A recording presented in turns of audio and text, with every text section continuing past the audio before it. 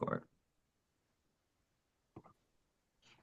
Hi, I'm Janine Shapiro. I'm the events and CEU coordinator along with Sophie at SPABA. Thank you so much for joining us tonight here at the 22nd Community of Practice event, proudly hosted by the Speech Pathology Applied Behavior Analysis Special Interest Group. We are thrilled that you have joined us for tonight's learning opportunity. This evening, we are honored to welcome back Dr. Trina Spencer, who is presenting to us for the second time. And now maybe we have her on the hook for a third time. But tonight she will share her insights on the science of oral storytelling, a topic that holds great significance for our work and the individuals that we serve. Following Dr. Spencer's presentation, we'll have a 30-minute Q&A session. Feel free to submit your questions at any time using the chat function, and we'll try and do our best to get to as many as possible. If you have emailed info@behavioralspeech.com requesting a CEU for tonight's presentation, then we ask that you keep your camera on for the duration. If that's not possible, that's okay. We will just email you a few multiple choice questions about the content, and upon receiving your responses, we will issue you the certificate. Please give me through the end of the week to email you the certificates. If you did not request an ACEU, but now you're having second thoughts and would like one, then you may still purchase one. If you're not a SPABA member, remember, if you are a SPABA member, you're entitled to 2 free each year. And you may do so by emailing us at info@behavioralspeech.com, as well as paying the $10 fee through the SPABA portal on our website. We're eager to dive into this valuable discussion. So I just want to first quickly tell you a little bit about Dr. Spencer. She is a senior scientist and director of the Juniper Gardens Children's Project at the University of Kansas, and holds faculty appointments in the departments of Applied Behavioral Sciences, Speech Language Hearing Sciences, and Special Education. Drawing from speech-language pathology, applied linguistics, education, and behavior analysis, she concentrates her efforts on the oral academic language that serves as a foundation to the reading and writing of pre-K through third grade students with and without disabilities.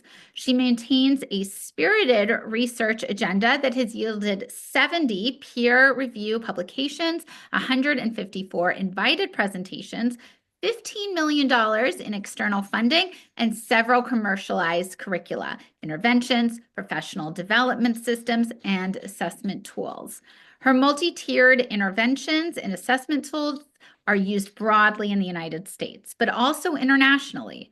Dr. Spencer values researcher-practitioner partnerships, community engagement, and cross-disciplinary collaborations to accomplish high-impact and innovative applied research. Dr. Spencer, we are so excited to have you here with us. Thank you. I'm going to turn it over to you now.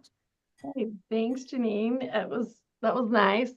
I appreciate all the support. You guys are like, I don't know what's the right word. You're just a good supportive group, and I really love talking to you. And I'm sorry that I don't always get the chance.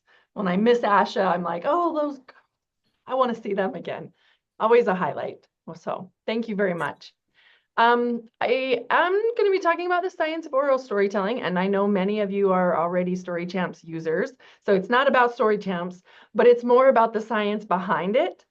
And my hope with this is to really empower you all to have really nice science language to talk to different team members you guys come up against, or that you're collaborating with.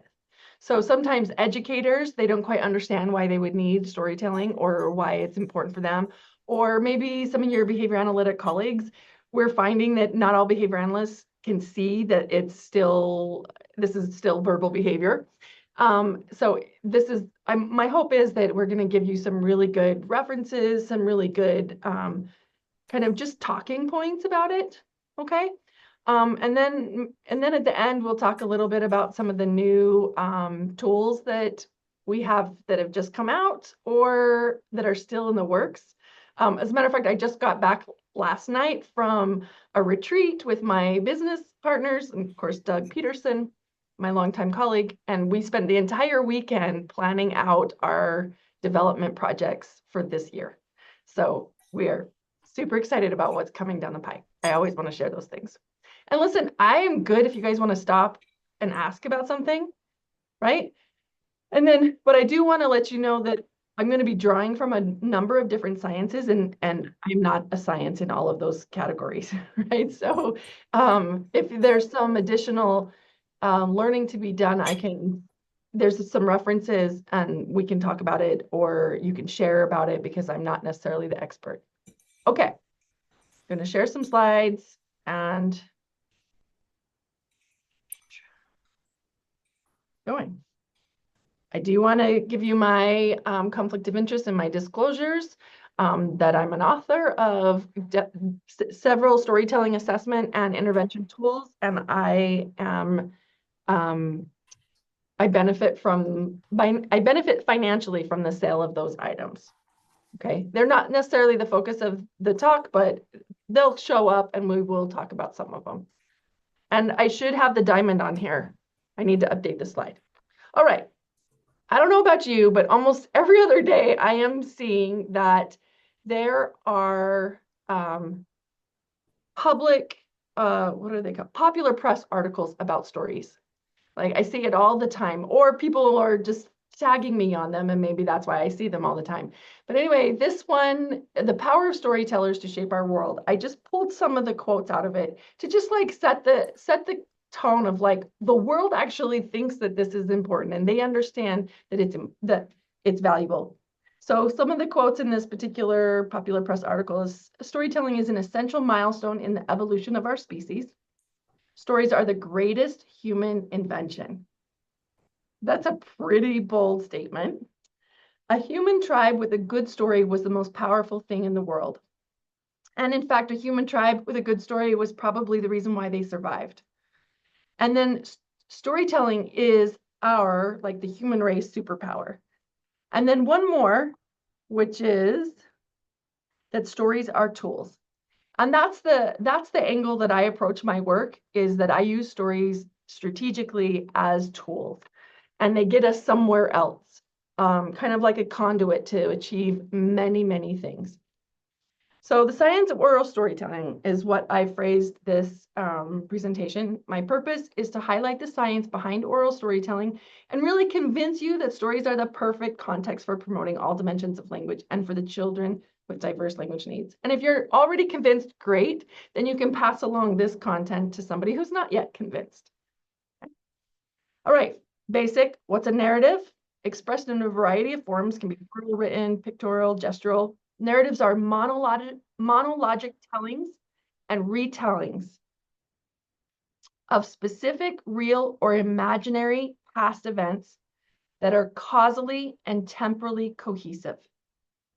There's a lot in that particular definition, but if you think about it, it's monologic.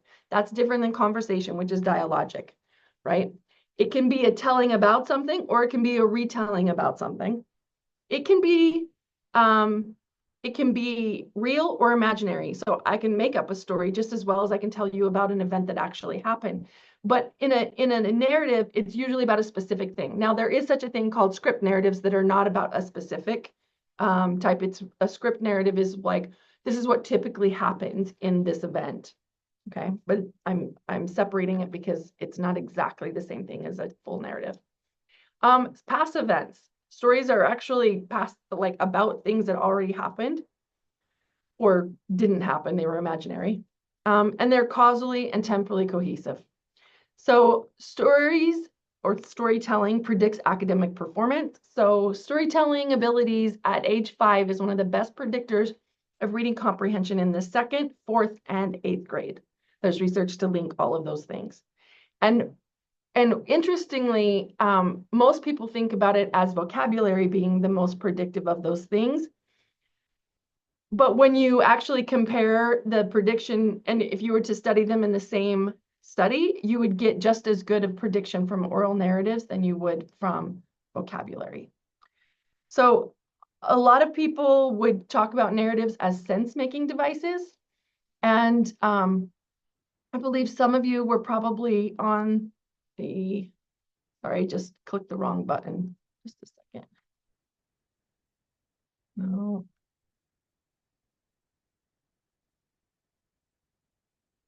Okay, sorry. Some of you might have been at the, I spoke about how narratives can be a sense-making device for interprofessional collaboration, something with Lena Slim a couple of years ago. But it was a lot more about the sense-making device aspect of narratives. Like we can use this idea of narratives to help us be able to understand other people's perspective better. Because we get these polarizations, politically, disciplinary, like we have disciplinary centrism because we're framing a narrative and we just keep saying that narrative over and over and over again.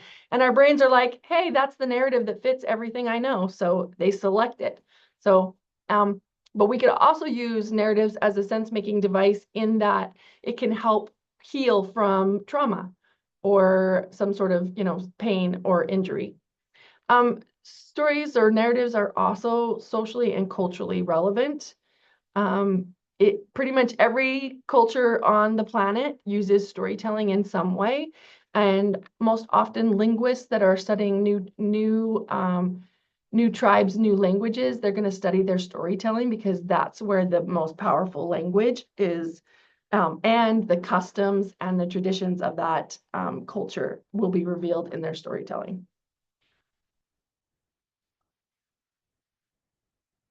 All right, so I have a number of these little factoids. We can recall facts up to 22 times more effectively when they are a part of a story than just isolated data. Okay, so I'm sure you've had that experience where, where you're trying to remember a list of facts. It might be the same amount of information than you would if they were causally related in a story format. And that's the reason why it's easier to recall something in a story is because of the causal and temporal relations. So our brains are primed to remember these relations between events and not the individual events. And sorry, I need to, okay.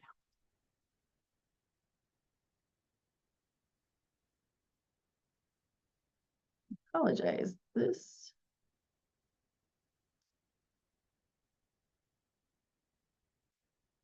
Okay.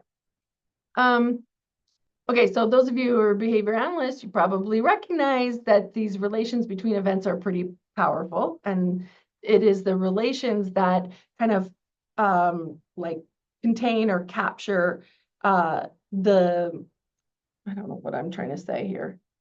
It's clearly late for me.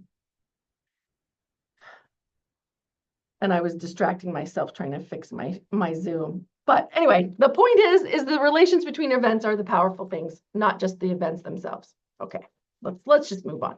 Okay, language. This is pretty simple. You can see from this graphic that, some people may divide language into receptive and expressive, and thinking about reading and writing as receptive and expressive language as well, but listening and speaking are the foundation of those.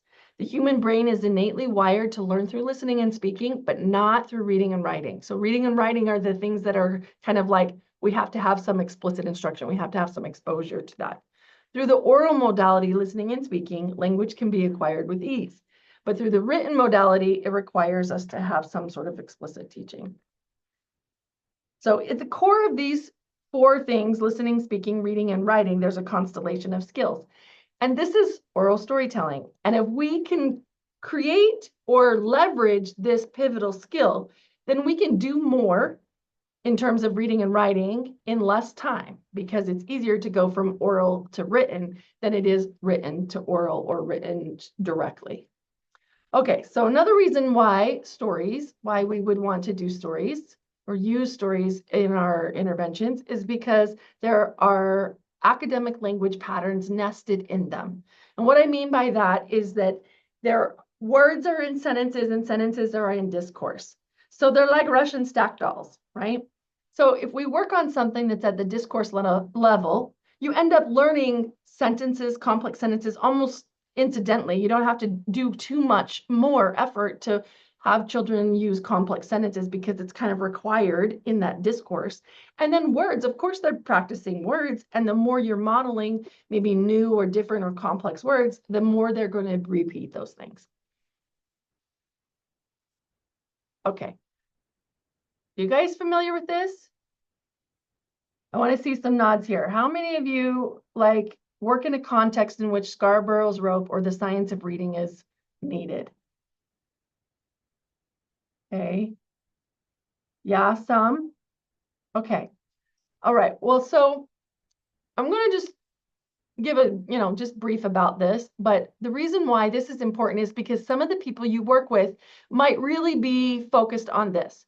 And whether you're an SLP or a behavior analyst, you become more valuable to them if you can speak their language and tell them about things the way they need to hear it, right?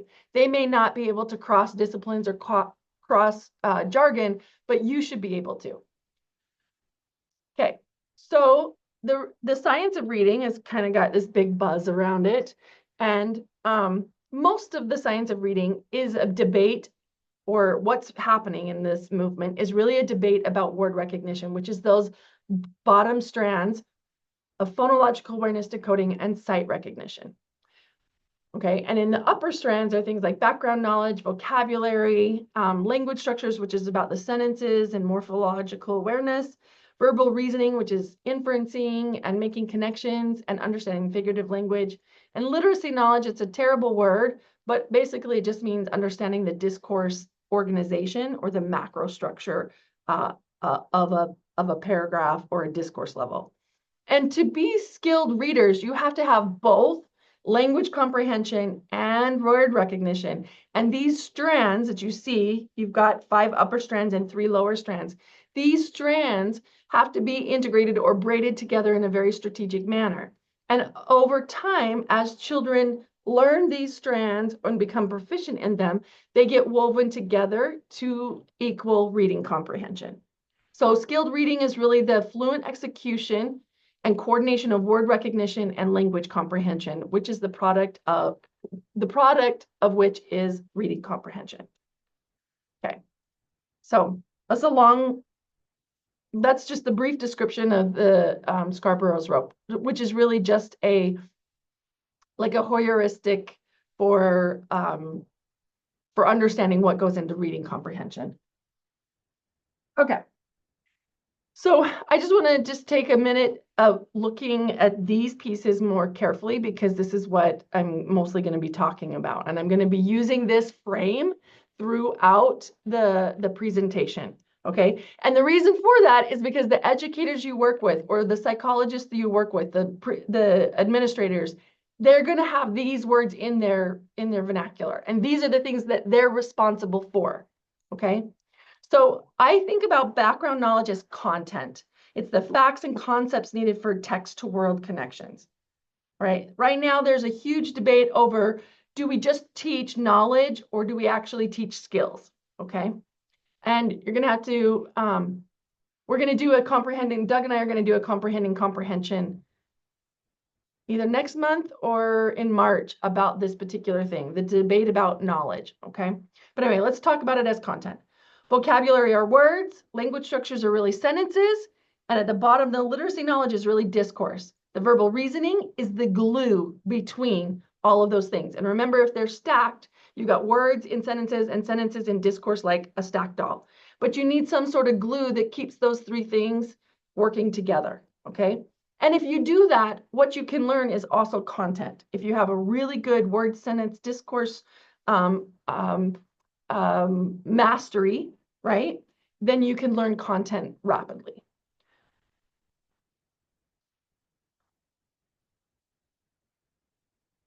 Sorry, I have to keep moving my bar to be able to see you guys, and that's what's slowing me down. Okay, so there's this book called The Literary Mind by Mark Turner, and he says, story is a basic principle of mind. Most of our experience, our knowledge, and our thinking are organized as stories. So from a verbal behavior perspective, they are verbal operant responses. And Skinner says this, The size and order are considered important properties of operant responses. So stories or the discourse level language are considered large units of learned behavior. And Skinner also says, as verbal behavior develops in the individual speaker, larger and larger responses acquire functional unity. So in other words, the functional unit may, when you have an emerging speaker, might simply just be one word. But as they learn verbal behavior, the functional unit becomes a whole sentence, or it becomes the whole story. Okay, so the level at which it operates graduates as one learns more language.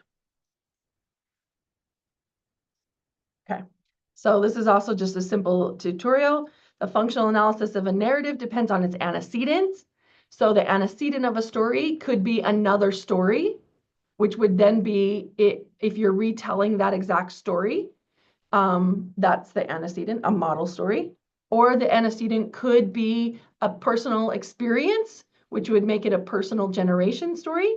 Or it could be the entire history of your learning that leads to you being able to generate a fictional story, right? You can't talk about something and generate it, put it in a fictional story if you don't have the words to do that. So it's an accumulation of all of your learning history. But we also have to focus on consequences. Most stories are maintained by generalized conditioned reinforcement, like attention and approval, or generalized conditioned reinforcement. There are ways, though, that we might have specific reinforcement for storytelling behaviors. Those would be something like if you are asking for help.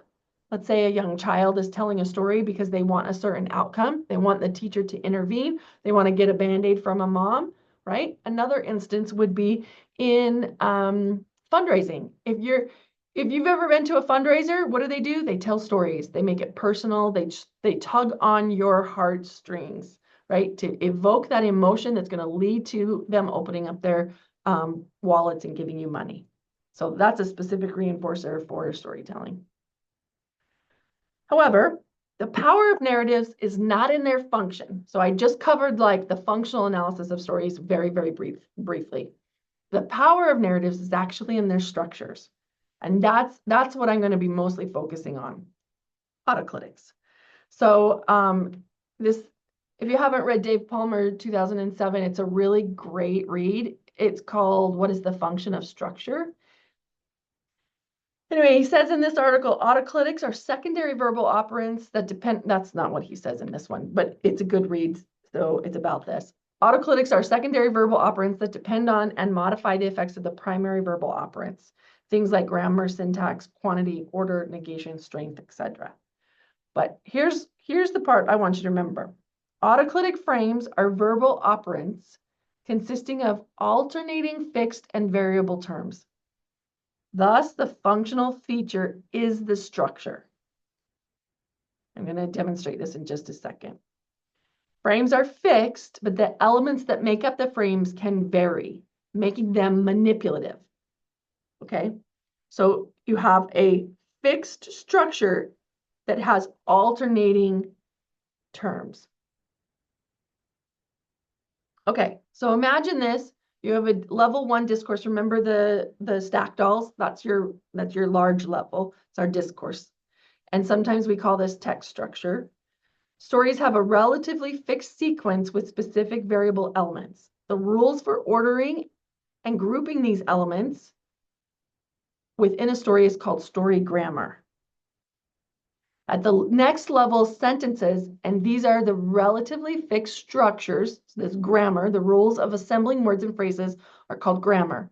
And those are rules about structuring the sentence, right? You can just see how I have some manipulative frames here. Once is a temporal, left branching temporal unit. There was a boy, it's the main clause. And named Fred, named Ed is, in a positive that it's added to and elaborates the main noun there, boy. And then the bottom is the same. When I was young, it's a left branching temporal unit. There was a game. It's different. It replaced game with a boy, manipulative in this frame, and then called Ned's head. Okay, so it still keeps that frame, but you can see how it can be manipulated. Things can be exchanged in and out. That's a very simplistic idea, but that's essentially what the sentence level frames look like. And then at level 3, these word frames, there are fixed structures in words too.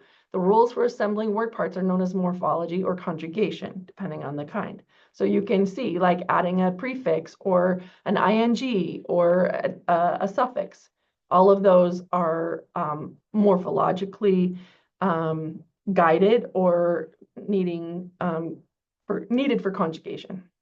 Okay, so the words are the variable terms within the sentence level frames, and sentences are the variable terms within the discourse level frame. Okay, so in a storytelling, the discourse level frame, the most basic, is character, problem, feeling, action, ending. But I can put in numerous names for the character, numerous types of problems and feelings, and they can be swapped out.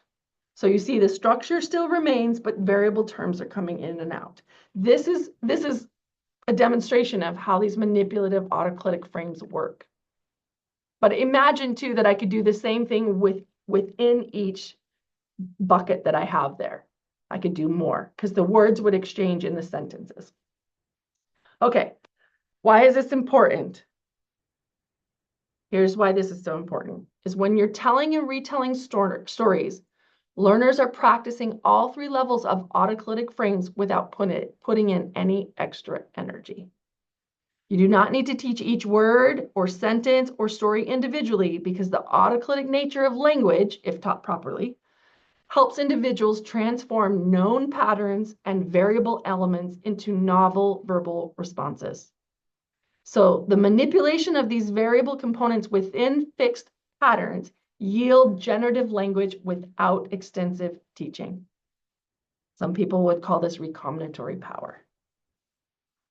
Okay, I just want to stop right there for a second. Let's see. Okay, does anybody want to say anything? Was that like too simplistic? No? Okay, did you guys get it? Okay, in verbal behavior terms, these are manipulative autoclitic frames. But if we don't teach manipulative autoclitic frames, we're wasting their potential.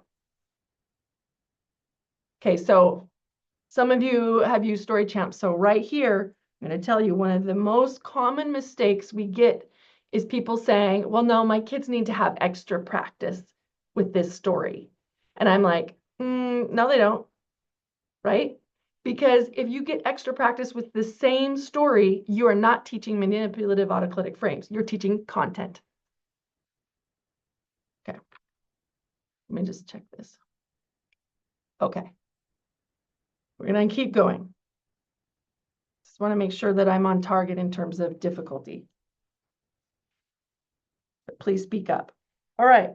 So I'm going to run through these 6 points. And, if we run out of time and you guys want to start talking, that's fine too. Okay. Okay. Number 1 is basically the point here is how do we leverage these manipulative autoclitic frames for good teaching? And number 1 is teach patterns, not content. Okay.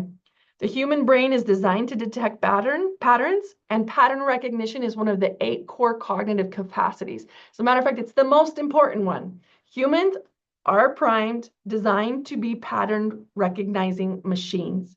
The other superpower, right, is inferential thinking. And the 2 of them together, patterns plus inferencing, equals all learning. Okay, so remember in the Scarborough's rope, I talked about 5 things on the upper strands. Background knowledge, which we're not going to count in this one right now, because that's content, right?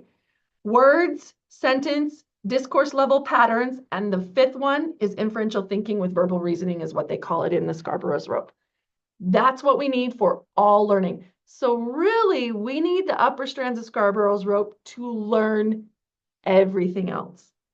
So we don't just, if we teach these things, these patterns and inferential thinking or inferential verbal reasoning, we can generate all like exponentially in any domain, not just reading.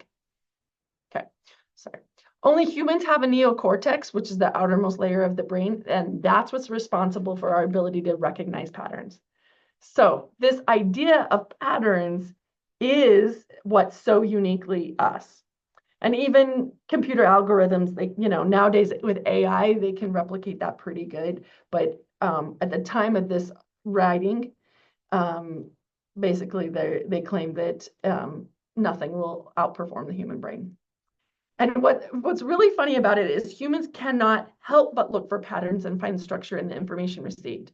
I'm sure many of you, if not all of you, have worked with kids with autism. Guess what?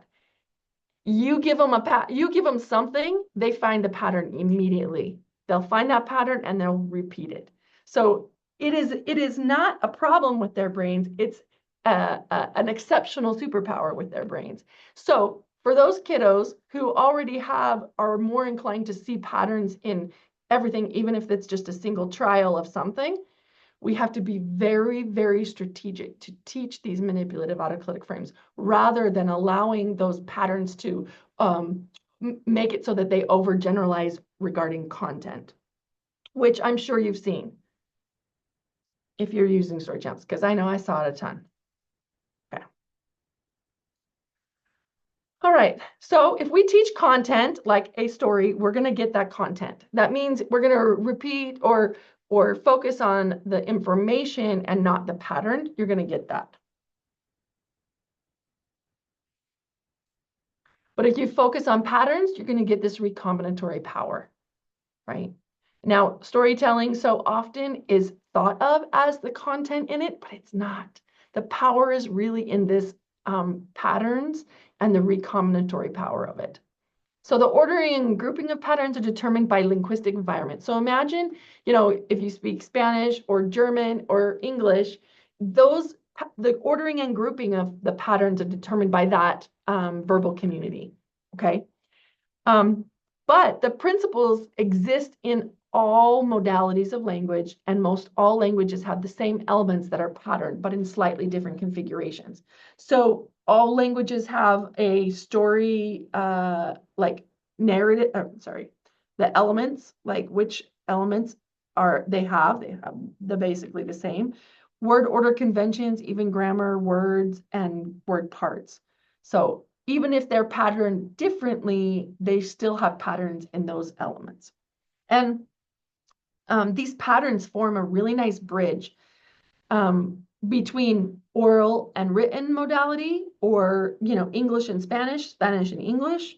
So these patterns bridge all sorts of modalities, from listening to reading, from speaking to writing, right? So any kind of this bridging, anytime there is a shared pattern, it can function as a bridge. But we also need to be smart enough to take advantage of those patterns that are shared across modalities and languages, then allow the learner to use that inferential thinking to anticipate the rest, right? We've got to set it up right so that they learn quickly. Okay, so how do we teach patterns? Multiple exemplar training, right? I mean, that's the simplest way of saying that we need to make sure that in our teaching that the patterns become the salient feature that gets repeated over time, not the content. So on this particular slide, I'm really just pointing out that the content is represented by these 6 different illustrations, right? Content is about this girl needing a hot pad to get the cookies out of the oven. This boy is trying to clean his fishbowl and he spills water on the floor. The content is not irrelevant, because I'll show you it is relevant, but that's not the goal of the teaching. It's the patterns, and the patterns are shared across every one of these stories. And then this, of course, I'm just relating, this is the pattern, the discourse elements and patterns in the Scarborough's rope under literacy knowledge. Okay. So if we were doing expository discourse, we could have these patterns. These are also patterned. So main idea and key detail, or we could have a main idea and first, second, third, last, right? So there's some additional patterns in expository, whereas in narrative is pretty much the same. And the causal and temporal relations are slightly different, but the transitions and the relations between events in expository content are still critical. It's still the critical aspect of expository content.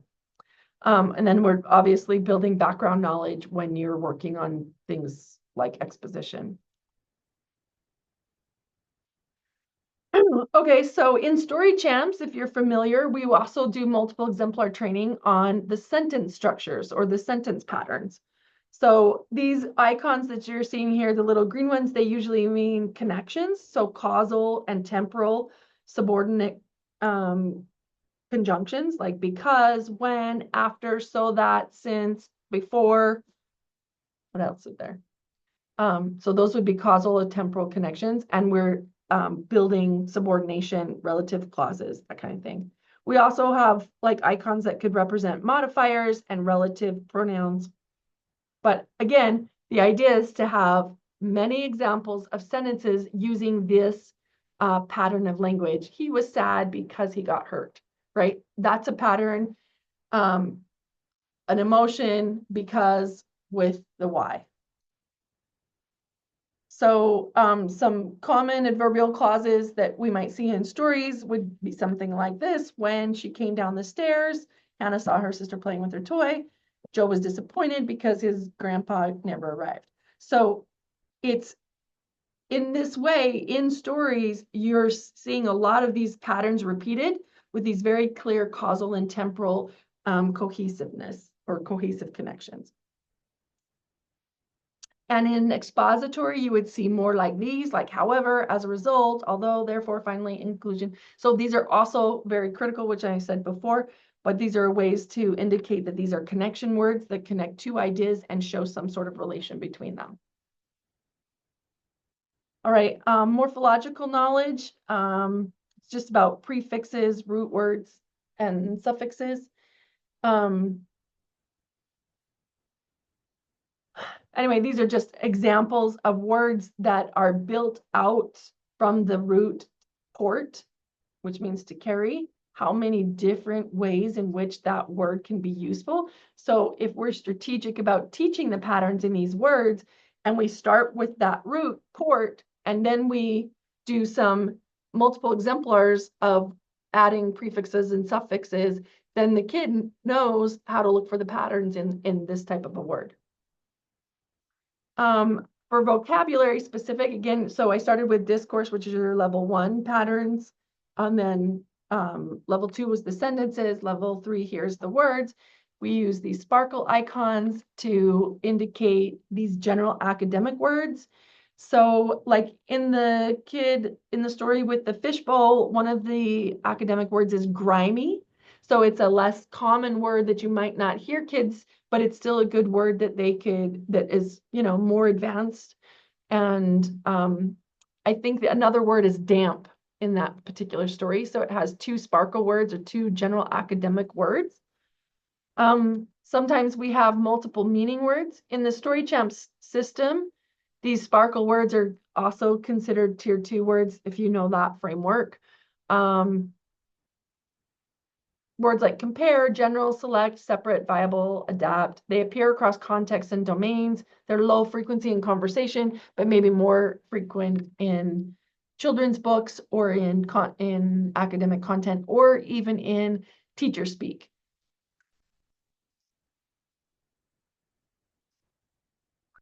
Tier 3 words. Oh, sorry.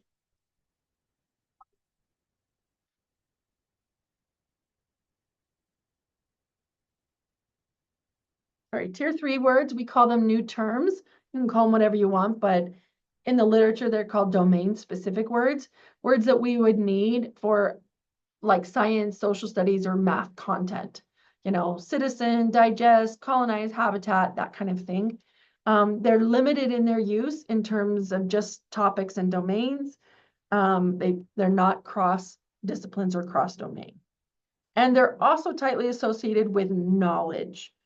There is some research going on to try to determine whether understanding a word is different than knowledge. And in this tier 3 domain or in domain specific words, what we call new terms, I kind of doubt that there's any difference, but we'll see.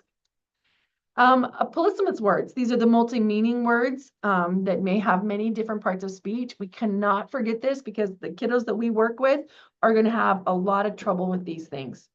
For example, the word ground actually has 32 different definitions, and they cover noun, adjectives, and verbs. So if we don't explicitly teach and intentionally practice polysemous words in different contexts, kids may not understand that this word has a different meaning in this one. And if you look at like state level high stakes tests, guess what? They're packed full of these. So much of the reading comprehension sections are asking them to figure out what meaning of this word. What's the meaning of this word in this context? It's polysemous words. Anyway, so here's some examples of how we might use the sparkle icon in the new terms. Complex machines. So machine is more tier 3 or domain specific, but the word complex would be a modifier and maybe a tier 2 or a general academic word. Mesopotamia is clearly a domain specific word. Permanent settlement. You see, permanent would be the tier 2, settlement would be domain specific. And then in the sentence, they called upon the resident army to protect their city. Resident might be the domain specific, but protect would be the general academic word. All right, here's some examples of some, I'm drawing from some lessons that are not out yet, but that are in production, where we might use these. So center is a polysemous word. They're sparkle words, but in this passage that we're looking at, the new term words are pupil, iris, eyelids, and eyeballs. So notice this one has a main idea. Our eyes are made up of many different parts. You can see the color coding to emphasize which words are which.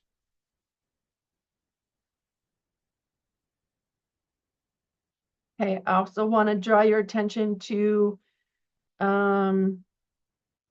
let's see, dribble. On the right side, this is another polysemous word, and this is the way we kind of approach it.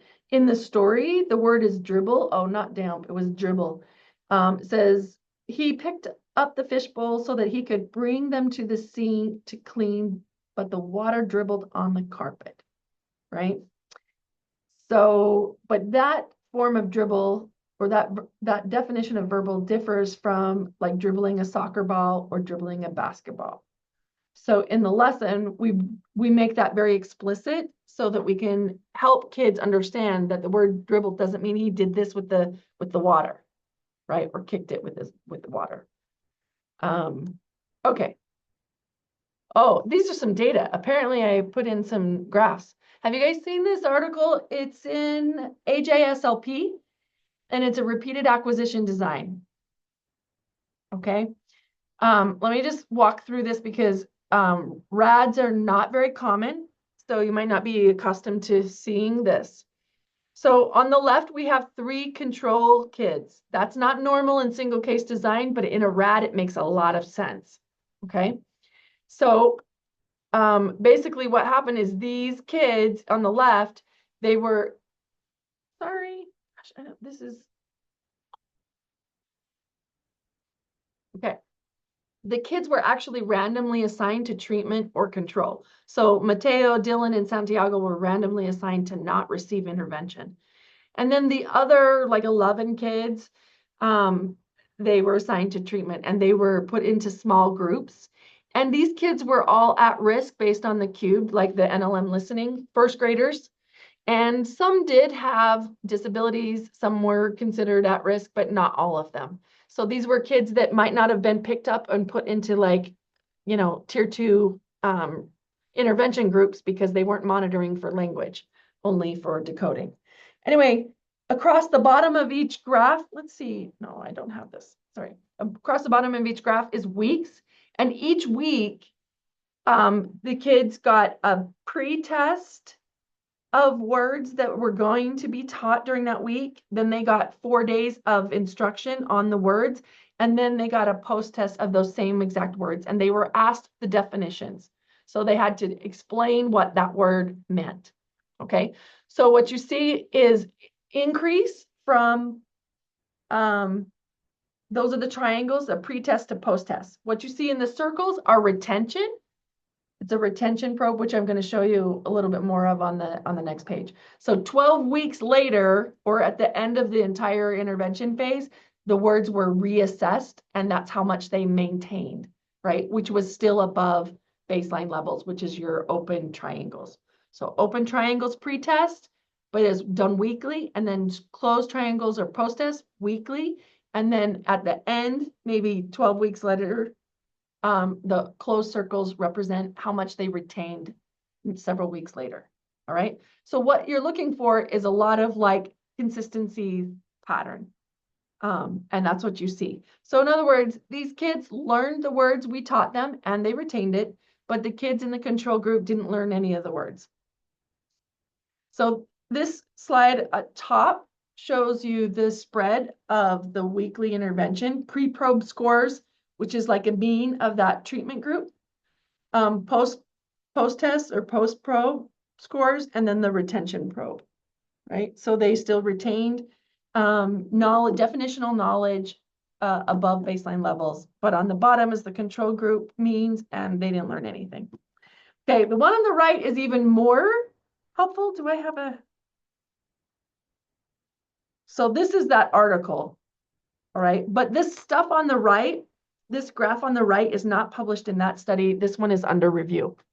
But the reason why I like it so much is because what you're seeing is vocabulary that they learned, and they could figure out the meaning of vocabulary that we never trained them. Okay, so in vocabulary research, almost never do you get generalization to other vocabulary. So in vocabulary interventions, you basically get what you teach. That's the only way to improve vocabulary, is to teach every word. However, in our lessons, based on the stuff I just showed you, those interventions about the way we taught the vocabulary words, we actually changed the way the kids approach learning a new word.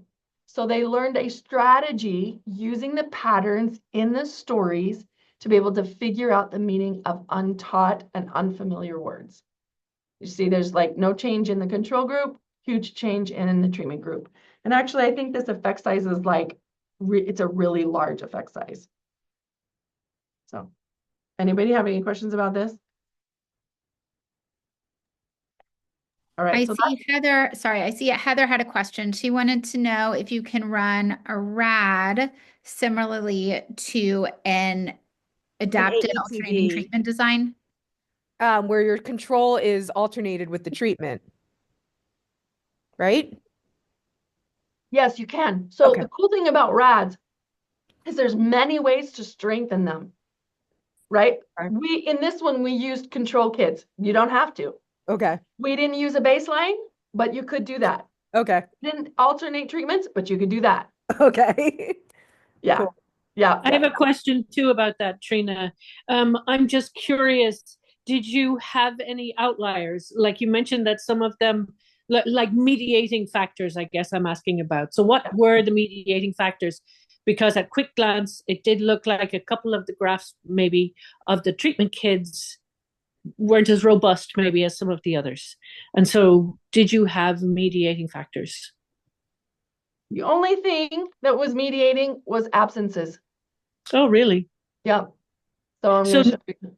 yeah, so none of the kids. Well, when you say disability, what did you mean by disability?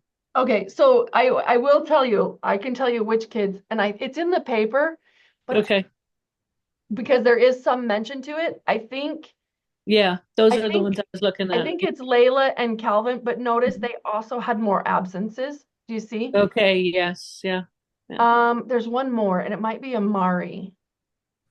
I mean, it's too long ago, right, for me to remember which kids, but I think it might be Amari. There are 3 kids that had like language disorder.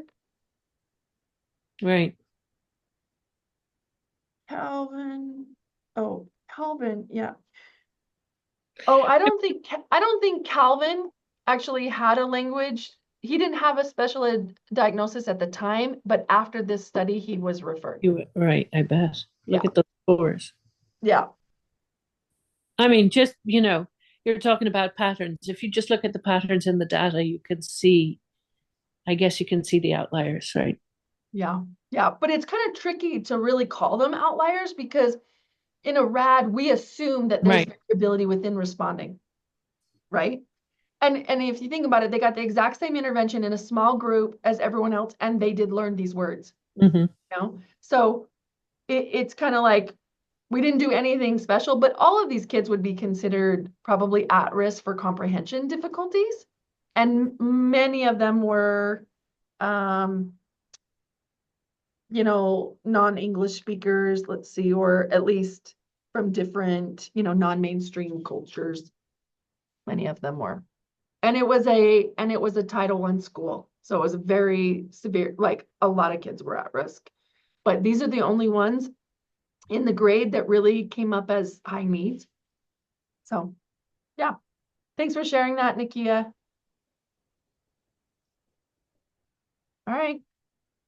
I like questions about research. Okay.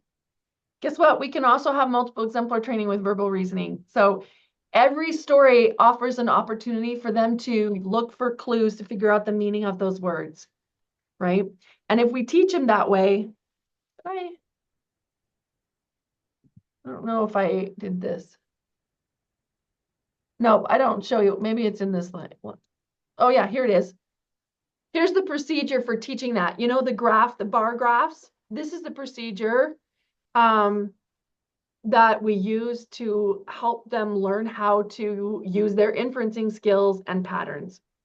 Okay, so two ways. This inferential questioning on the left with activity 2, we basically engage in a dialogue where we say, is it okay to ask for help or comfort when you're frightened? Why or why not? Requires some background knowledge, right? Attaching it to themselves. Why would flying in an airplane be frightening? Is it scary to everyone or just some people? Why? And who has flown an airplane before? Were you scared? So the design of those questions are just to like engage kids to be able to take the information from the text and apply it to their lives or use their background knowledge to understand why Phoebe would be scared. On the right, let's say in this, hold on, I got too many things going on.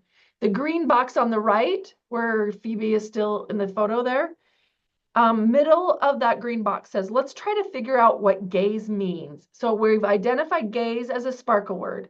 I think we can do it if we listen again for clues.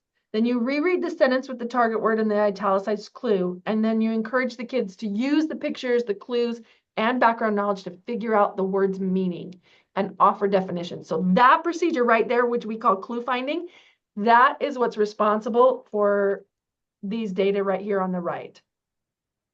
Because we taught them how to use the patterns and their verbal thinking or their verbal reasoning to be able to figure out what a word means, looking for clues.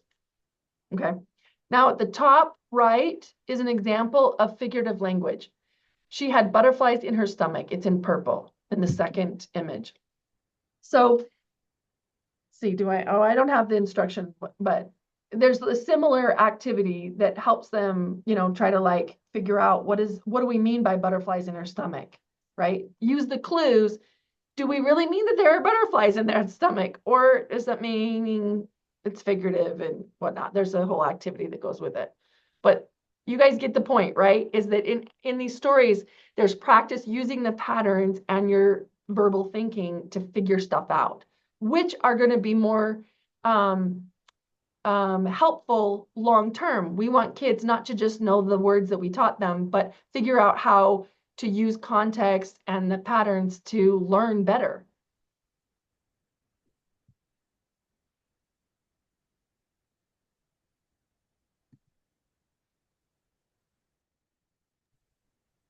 Yes. I was just reading Sari's question. Yeah, so like in a different, I guess I don't have it in the slides, but we would have an activity that does that exact thing, like identifying what the root words are and adding, let me just give you a really concrete example because I know I looked at the content today. So in one of our stories, there's a kid whose shoes become untied. And in the story, they're untied and then they're retied. And then there's an activity later that points out, look at these words. You put the words untied and retied. You underline the word tied because that's your root word. And then you've got exemplars of how you would change what the word means based on the prefix that you put with it. Another way to teach it would be something like fearless, hopeless, careless, right? Where you change the root word, but you keep the suffix the same, right? So when we plant those words in our stories so that we can then have an explicit, like dialogue about them and a teaching procedure for them. Right? For the children in the study that you did using the RAD design, did they also have that and the clue finding intervention? No, the ones in the RAD, they just did clue finding. Okay, thanks. Yeah. Sorry, I didn't understand that, but thank you. Thanks. Okay. Carefully construct stories. If we want to lift the patterns out of the story exemplars, we have to reduce story noise. And this is primarily, I'm building a case for the story content actually does matter, right? And we want to make sure that the patterns that we're trying to teach are actually available, because you can't teach exceptions unless they understand the rule or the standard, right? So stories should be written so they're personally, culturally, and linguistically relevant to the learners. And if you want to do some sort of bilingual narrative intervention, you should make sure that the stories have the shared patterns, but maybe differ in content. So some of you may be thinking, why can't we just use storybooks, like children's storybooks? You can, but the reason why we don't start there is because it has a lot of noise. It has extra stuff, and kids need to know and understand 80% of that story in order to figure out the 20% that they don't know. And so with constructed stories, we can control that. We can make sure that there's 20% in that content. In storybooks, they might not understand 80% of it, so they're not very helpful to figure out the 20%, right? Or the words that we want them to do. It's very difficult to do that. So we control it. In constructed stories, you can make them culturally appropriate and personally relevant to kids. But in storybooks, it's very difficult to access all culturally appropriate content for every representation in your midst. I don't know, in your caseload, in your classroom, whatever it is. Constructed stories can be developmentally appropriate with specific lengths, so they're not too long for expressive language. We construct stories to be just at the top of the zone of proximal development for expressive language, right? Not receptive, because they can understand much greater complexity than they can produce. In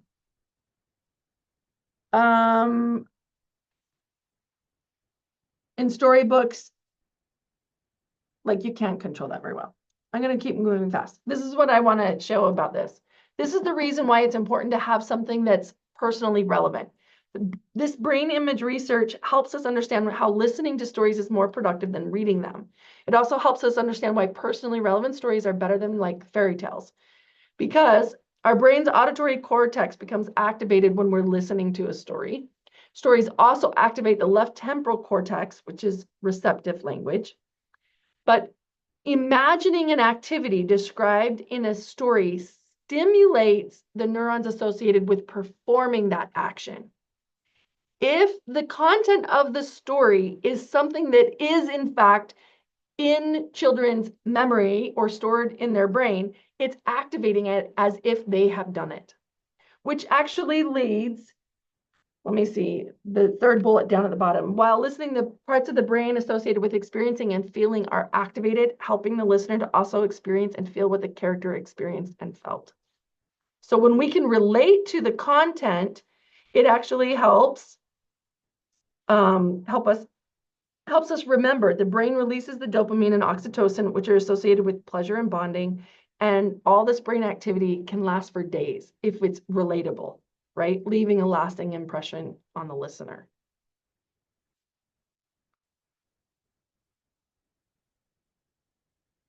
These are just some examples of bilingual stories we would write. So the orange, like on the left side, the orange words in Spanish correspond to the orange words in English. Same there, right? We have patterns that are similar, but the content is different. I'm going to skip that. I don't know if you're familiar with this study, but we did Spanish-English story champs. And I want to, it was multi-tiered. Preschool teachers delivered the intervention at large group and small group. And our participants were Spanish-speaking English learners in preschool. And the self preschool was the outcome measure that got highlighted here. And what's really important is the effect sizes of 0.25 or greater are considered educationally meaningful. So the sentence structure and word structure of the self is what I've got highlighted, these are our effect sizes, and 0.25 is meaningful. We got 0.41, 0.55, and then even for Spanish, 0.63 and 0.41. These are huge effect sizes for things that we did not teach to the test. This is generalized language on a norm reference standardized test. So we're very happy about that. And this particular study is in an AERA journal. Oh, I just blew it up right there. Okay, let's keep going.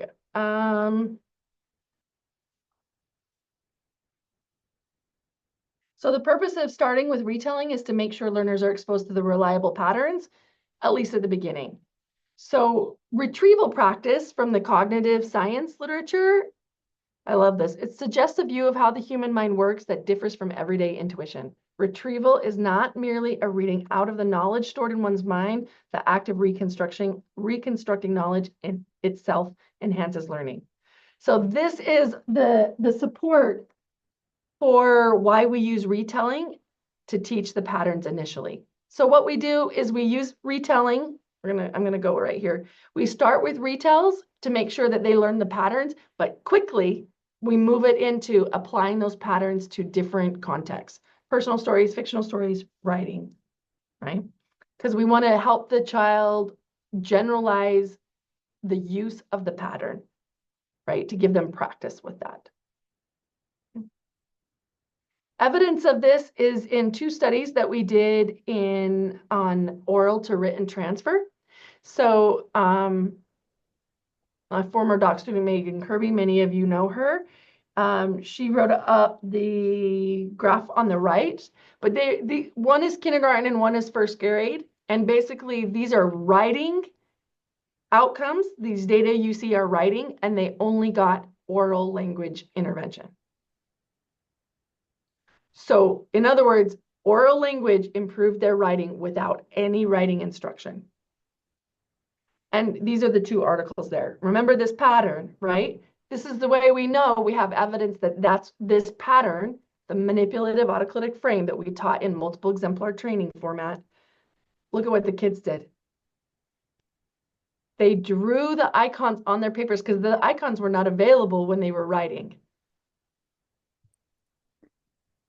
I love this. Dr. Spencer, I don't want to interrupt you, but really quickly, I see it's almost 8:10.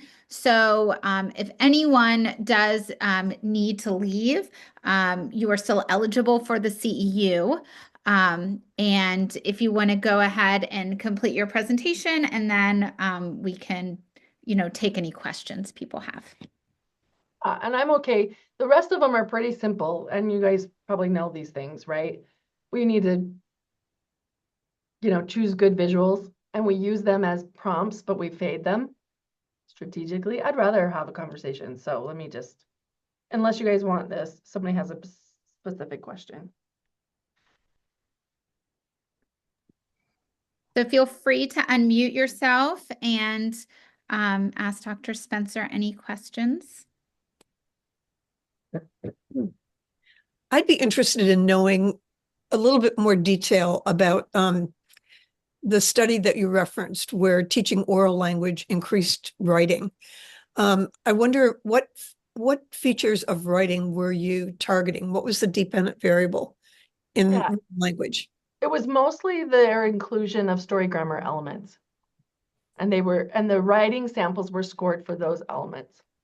Okay. Yeah. Yeah. We did see a little bit of transfer on like the use of because, but not enough in a single case design to make it, So No. you're looking at story grammar and not paying attention so much to the correctness of the syntax or, I don't know, vocabulary, whatever. Exactly. And in those studies, we really only taught that pattern, the discourse level pattern. We weren't really teaching sentence level patterns. I see it, Marilla, in clinical practice accidentally. I had a first grader that I had done story champs with pretty successfully with, and she had extensive vocabulary on her own, but she had a really difficult time retelling stories. And I did not work on any written language with her. And then midway through first grade, I guess it was, her mom said, everything that you've been working on with her orally has transferred to her writing, because now she's writing stories with the same structure in which she learned to tell those stories. And it's become very elaborate. So she's fully convinced she's going to be an author. But I mean, it makes anyway, sense, right? Yeah. Kids especially tend to write what write stories in the same way that they would tell those stories to someone else. right. Right. But kids who can't speak that they can't write it, right? Mhm. And that's what's really important. Like children really cannot write what they cannot say, at least in the emerging writing stages. Yeah. So the oral language makes it so much easier because now kids know what to say, right? They're like, oh, I can do it like this, and I have this practice, I do have some kids, Trina, though, and when I taught or incidentally taught, I didn't specifically teach, okay, the little person is the main character, the house is the setting. When kids ask, what's the house for? It's like, oh, where the location is, what's the setting, the house, the school, whatever. So I just kind of briefly go over it with them. I do have kids that will say, listen to the story, and they'll say, well, then this is a story about John, and his setting is the house, and he's the main character, and his problem was blah blah blah, and he felt super sad, so he did do that for a little while until I had to work with him to not say those things. Yeah, right. I mean, those are kind of like a child making the bridge, right, really explicit for themselves, but you just keep modeling it into the whole story. The reason why I queued this up is because I don't know that anybody has seen this before. In story champs and in the teaching procedures, there's a lot of what it's like movement, okay? And if you haven't read about the embodied cognition theory, it's kind of interesting. It's about like the more movement you put into or multimodal storytelling increases your comprehension. I actually have 3 doctoral students in Barcelona who are specifically investigating the effect of this multimodal narrative. Anyway, these kids are in South Africa. These kids were getting story champs from their teacher, and then they generated their own fictional story, even though it's very relevant. Just watch how their use of the gestures, and it's beyond the gestures we taught them. Okay, and we didn't ever encourage them to use them outside of what we already taught in the story champs lesson. So just watch this.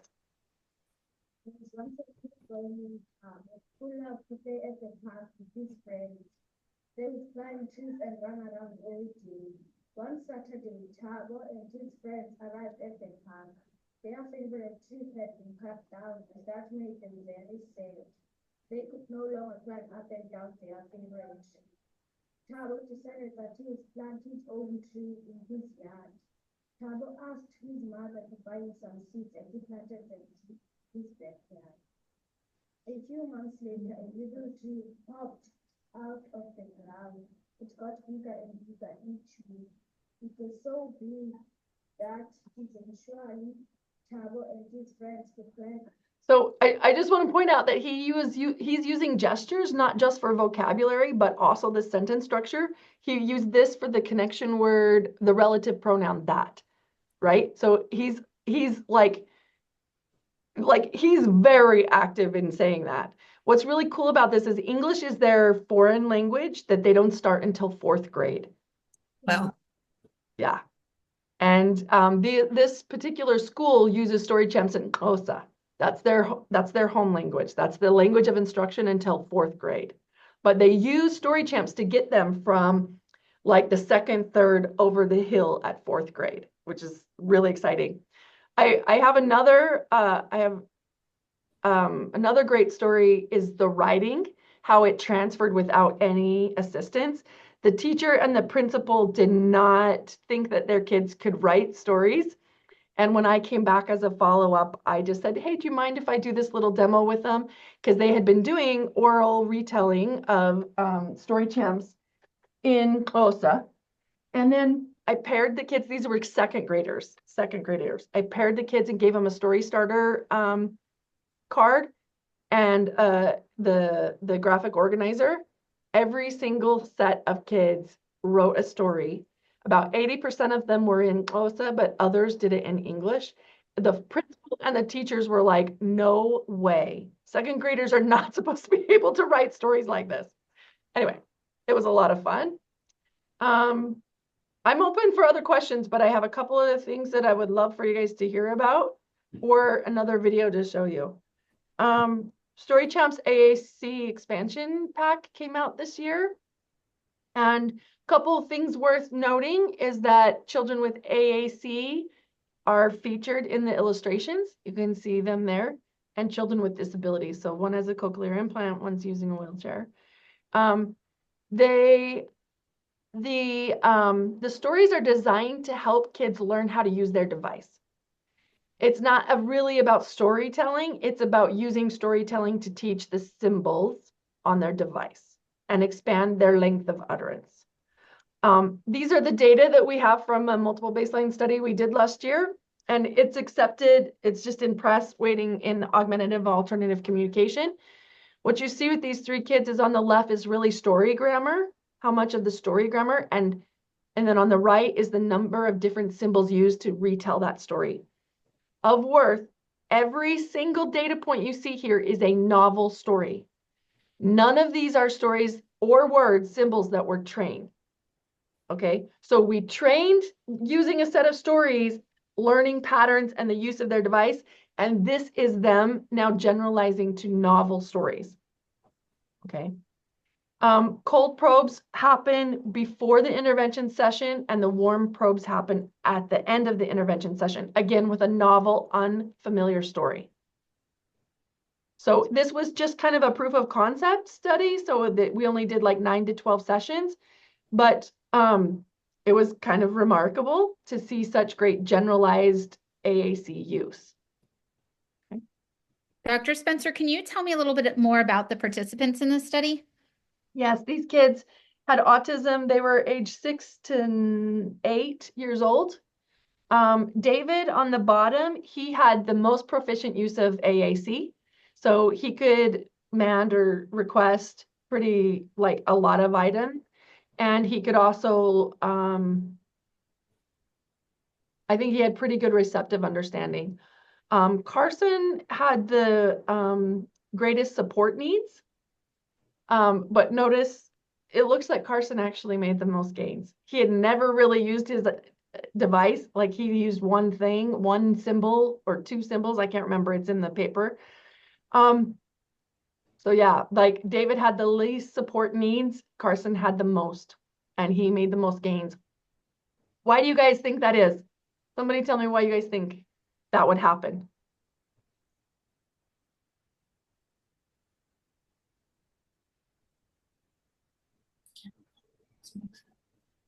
Anybody? The high support needs student got probably more explicit instruction, right? No, they got the same instruction. Oh, Tracy, you were going to say something? No, I was gonna say I can't figure it out. Like I would Yeah. not have predicted this. I know, we didn't either.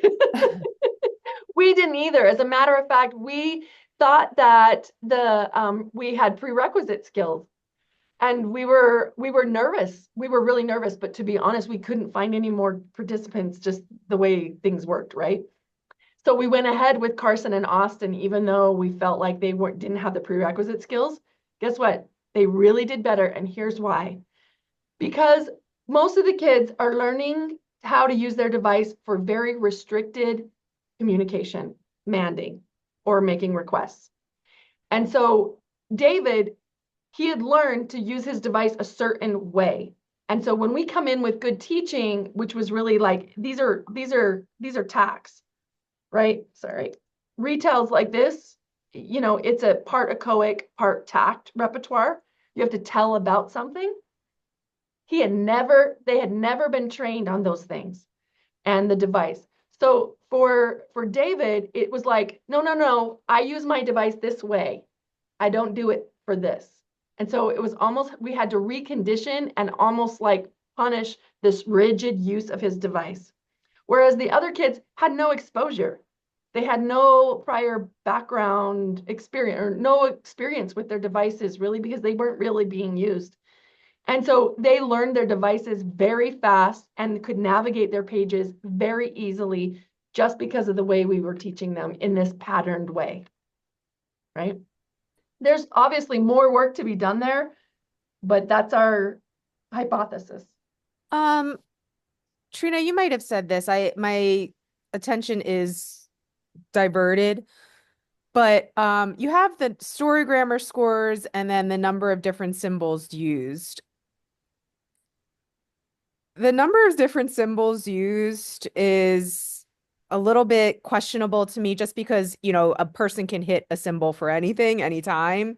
Were there any criteria for the context in which they must use the symbols? Yeah. You can have kids who are hitting symbols and just count them and be like, okay, cool, they hit 15 symbols for no reason. Yeah, and it very often they did use symbols as if they were trying to navigate a certain way, you know, when like got it wrong, but then they would correct themselves. So we were only counting words, symbols that were relevant to the story. There's a way it's phrased in the article, a definition. I can't remember what it is right now. So, but yes, we were intentional, only scoring things that were like within the same category, right? So if they were trying to tell the character and they named somebody like said boy, but it was like uncle, right? We would take that. That's how it's okay. Something but like it was that. within the, like, I want to say the operant context. So Yes. essentially, like if it was an interverbal and you asked them a question, they were answering that question relevantly. Right, but that isn't how these were elicited. They were just retelling the story. So if they said, you know, like food, eat, like let's say the story was, you know, he wanted warm food. If they had hit the button hot instead of warm, that would have counted. Gotcha. Does that make sense? Because it's still categorically, yeah, it's hard to explain that there's like categories of all these words. There's people, there's settings, there's objects, there's feelings, you know, it had to be within the categories that we were like that's relevant in the story. Cool. Yeah. Have you guys seen this video? I can stop. But in case you guys like videos, let's see, wait, there's another question. Yeah, the AAC study is in press, so it should be out any minute. And the kids were navigating. You couldn't find a way to the party. Tell me a story about a time when you needed help going somewhere. So tell me. Well, when I tried to get to McDonald's to buy lunch. Okay.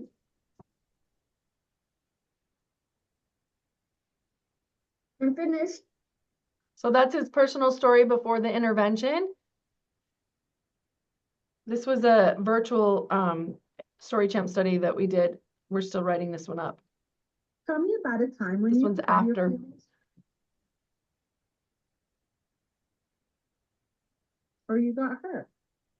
Well, I want you to tell me. This is not writing yet. Just tell me the story. Okay. When I was going into second grade, the kids in the class made fun of me, and I felt embarrassed. Not if to to to ask the teacher to ask the students can stop teasing me. I said, teacher, can one of the students stop teasing me, please? And the teacher said, sure. But after all, the teacher asked all of her students to stop teasing Brandon, me, and I felt happy because I've been never teased again. Did you guys hear all the patterns in there? That content was 100% his. But because we taught the patterns of how to tell stories, he inserted his own personal content. Wow, that is unbelievable. We have about 4 minutes left. So if anybody has any other questions, or Dr. Spencer, if you have any additional content that you think would, be really relevant and, interesting to us, we'd love to hear those. I don't have any more content. Oh, here, I just want to make sure that I do have It something. looks like there are some It questions. looks like we have a couple questions. Yeah. Let's do questions. Yeah. Julian? Oh, yes, thank you. Dr. Spencer, could you talk a bit about research you've done with learners on the autism spectrum, especially listening and reading comprehension? Yeah, Yeah. Sure. So the study the video that I just showed you, that was with kids on the spectrum. We did virtual story champs. Awesome. And reading comprehension and writing outcomes are the primary outcomes for that study.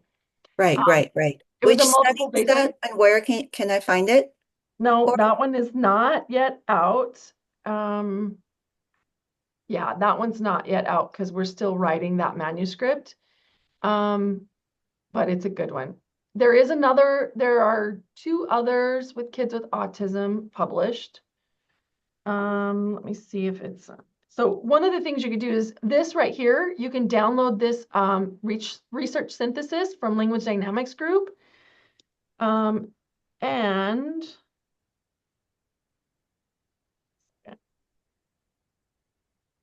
Yeah, I would love to read those studies.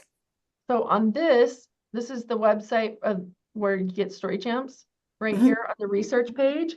You can, so this is the vocabulary one right here, the RAD. I'll find you there's a few with autism in here.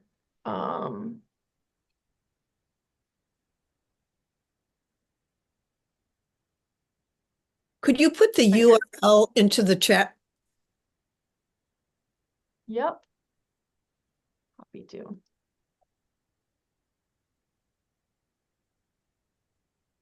That'll get you to all the studies.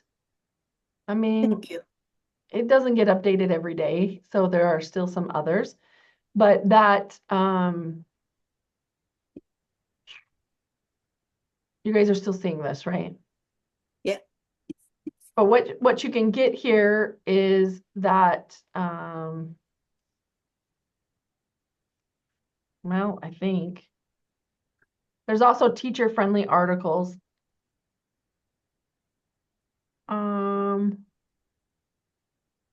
And there's some independent stuff, other people besides us. So on this page, you can get a lot of research.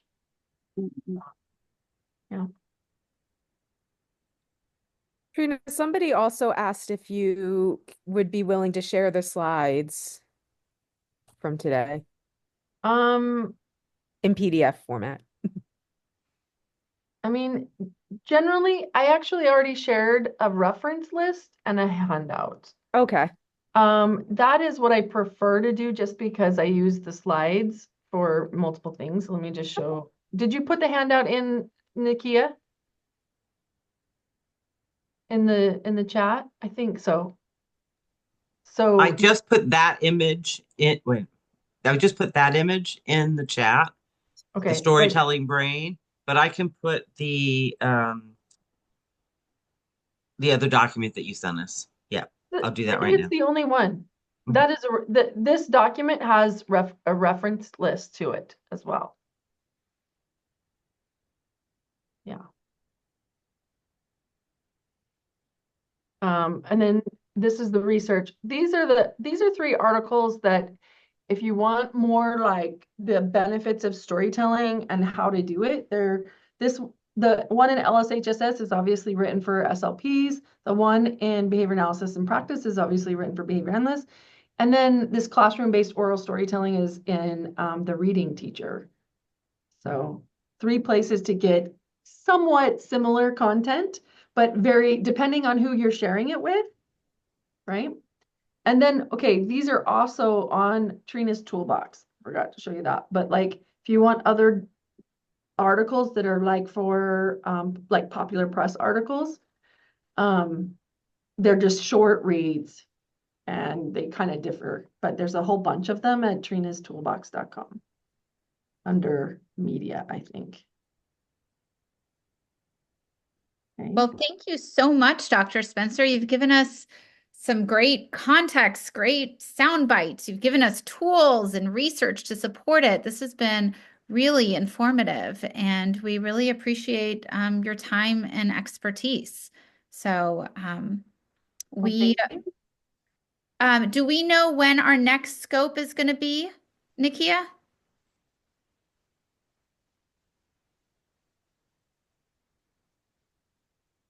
I think you're muted. Muted. March 11th. March 11th, it'll be the language of math. Excellent. Thanks. Thank you. Well, thank you so much for joining us.